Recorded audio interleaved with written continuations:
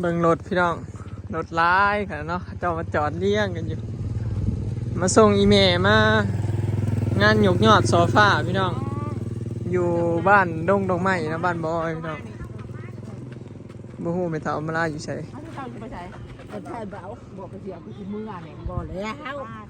เบิ่งคนคนร้ายเนาะจักรอมราจอดอยู่ใช่วัดป่าพี่น้องวัดป่าบ้านบอยแหละเนาะนิดหน่อยถ้าขาดกินจนแข็งนี่บ่ได้พี่น้องเอ้ย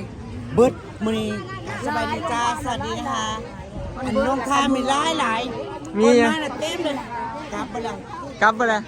เขาเห็นคนรถขี่รถใกล้เขาว่าชุดเจ้าแจกเบิดแล้วบ่ยังพี่น้อง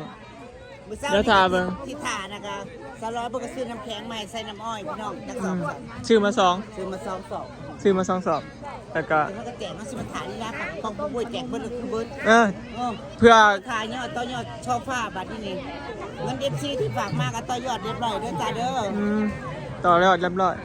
ของเฮากับซิมีอันกระแลมพี่น้องเนาะไอติมแล้วก็น้ำอ้อยนี่ผู้ใดอยากก็มาเลยพี่น้องแจกเขาเมื่อยมาถ่าแล้วท่านหอดเวลาแจกเข้าสีห้าผู้ถาแจกนี่แล้วแจกเติ้นเมื่อจะกินก่อนยืนถ่าจนแขวแห้งแล้วนี่วะเหนื่อยมากค่ะกระแลมเนี่ยมันเผื่อสิเบิร์ดด้วยนะเขาบอกตักไปตักจนมือยิกจักโลกระแลมจักโลใช่จุดถึงทางเพราะว่าเลื่อยคนซอยท่านหาเราคนกระตุ้นอ๋อเลยไปทวารตื่นใส่พอดีเต็มถังพี่น้องโอเค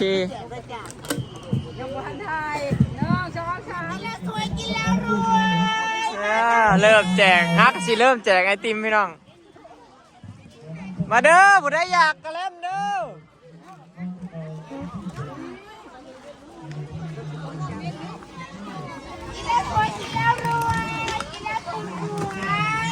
เขาเจ้าว่าถ่าจนเมื่อยถ่าแล้ว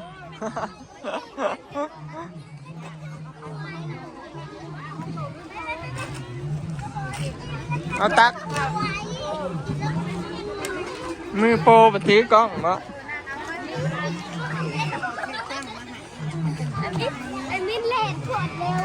ถามมาล่ามาแจกไอ้กระแลมพี่น้องเนาะไอติมถาเอากระแลมบ่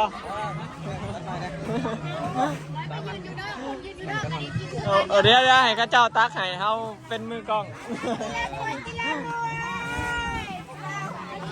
โอ้ยเอาให้ตะบูเบาโอ้ยตายแหละ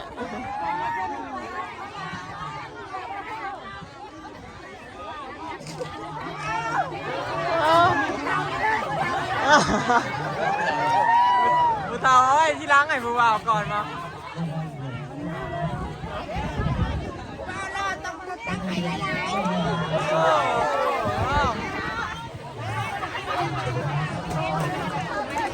ก็สิเริ่มแจก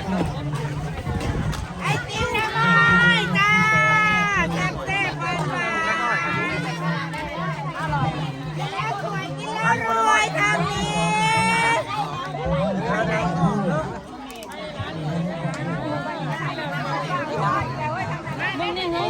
คนพอดีเต็มเราโอ้โหตุ๊กถ้าละกินนักแน่นแต่กินเขาไปยืนถ่าจนไม่ละ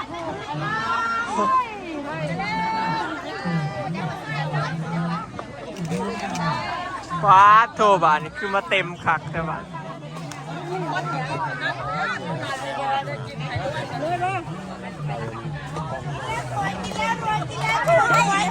เด้อผู้ขี่ผู้ตักกับพี่น้องเอาดีได้เจอขจัดตีกันนะอันนี้เป็นน้ำอ้อยพี่น้องเฮ้ยทางหลังยังไง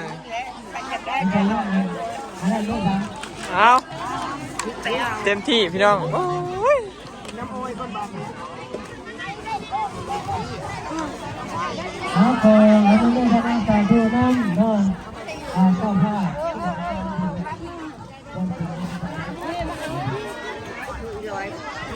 เบิ่งพี่น้องกำลังเตรียมเนาะสิยกยอดโซฟาตอนนี้ก็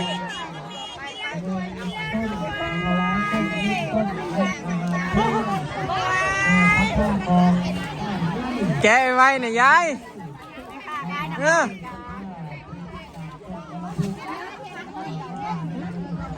้วย เต็มไม่ใหญ่ก่อนเต็มไม่ใหญ่ก่อน เฮ้ย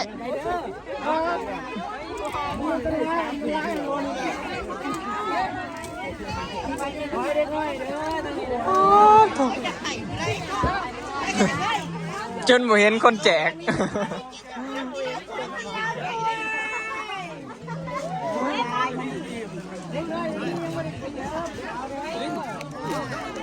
จนบ่เห็นคนแจกบ่ตีมันพี่น้องทางทีมแจกน้ำอ้อยก็พอแล้วพี่น้อง มือแรกไปว่าเสียนะมือนะใช้มื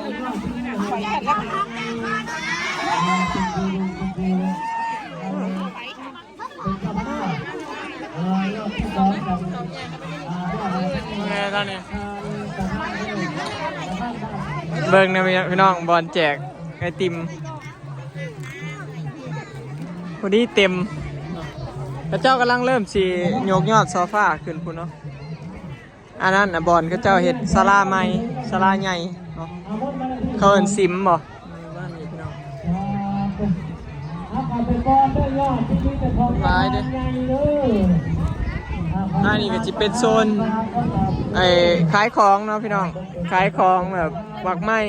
ของเล่นเด็กขนาดเสื้อผ้าเนาะมีแต่ซ้ำนี่พี่น้องหานขายของมี3หานมันมาทั้งพี่ก็สิเป็นบอลแจกไอติมขนาด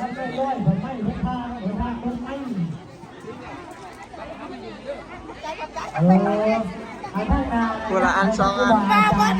บ้าอยากให้ไอ้บูบ้าอยากให้ไอ้บูบ้า ผู้บ่าวเบิดแล้วเหลือแต่พวกเขายอดที่สองเป็นยอดของหน้า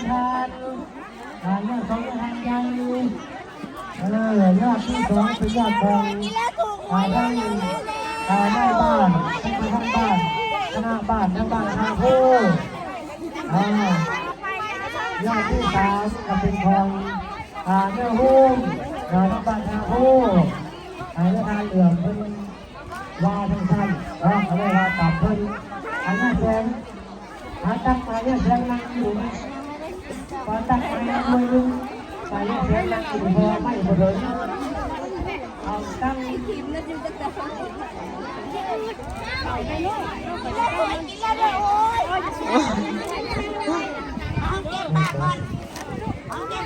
ข้าวนอน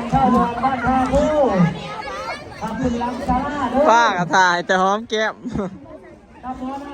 ำทำเป็นคนเดียวก็ได้ไม่ต้องนับกันเลยเหรอทำเป็นพลังพลของต้นคุ้มใจ ผู้ละจอก2จอกอ้าวบ้านนี้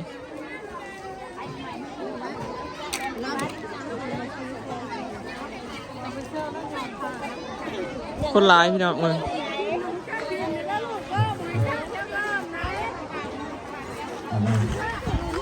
เด็กตื่นเลยนะเนาะ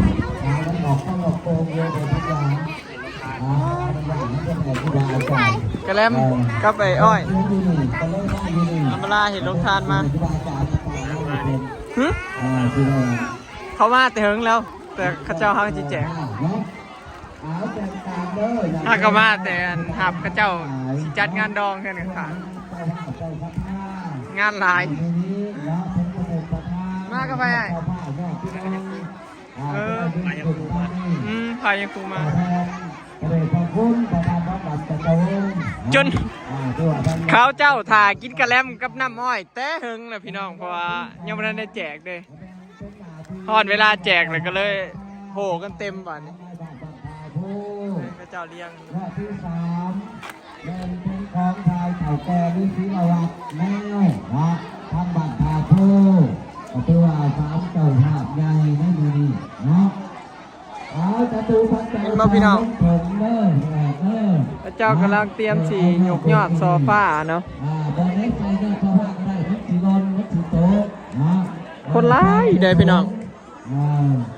ตาข้างหน้าโถงพ่อพ่อเอาไปหน้า ที่ว่าคนร้ายอยู่เนาะมาเด้อพี่น้องมาเอาบุญนำกันเนาะไอ้ของอันโรงท่านเขาเจ้าเบิดแล้วพี่น้องห้านอื่นมีหลายห้านอยู่เด้แต่ว่าเหลือแต่ห้านเฮาเพราะว่าห้านเฮาหากับแจกกับห้านทั้งเทิงเนาะทั้งเทิงบุกก็มี2ห้านทั้งลุ่มนี่ก็ห้านหนึงทั้งข้างหลังก็ประมาณ4-5ห้านนี่แหละพี่น้องบ่อนแจกเนาะบ่อึดบ่หิวดอก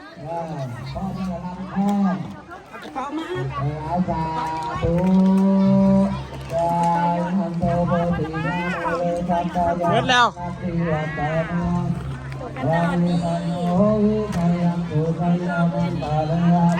เปลี่ยนคนตัก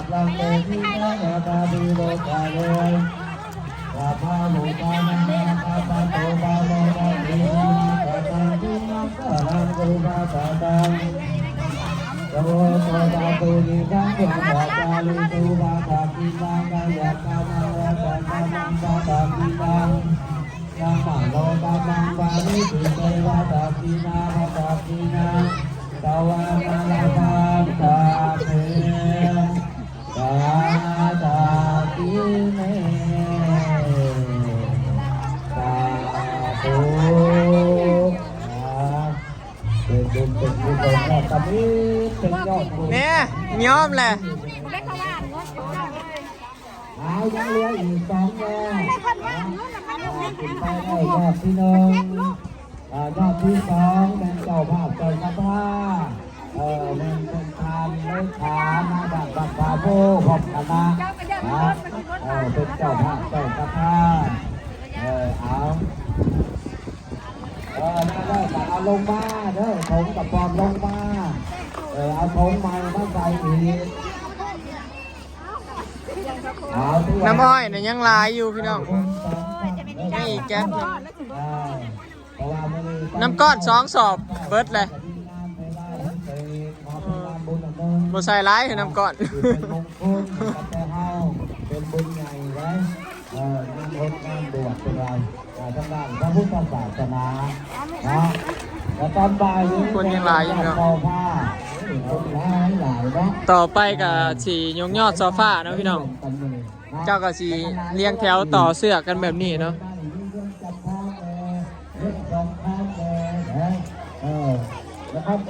เอากับสีแจกกระแลมต่อเดี๋ยวพี่น้องเดี๋ยวบอยสิไปซอยกับเจ้าตัก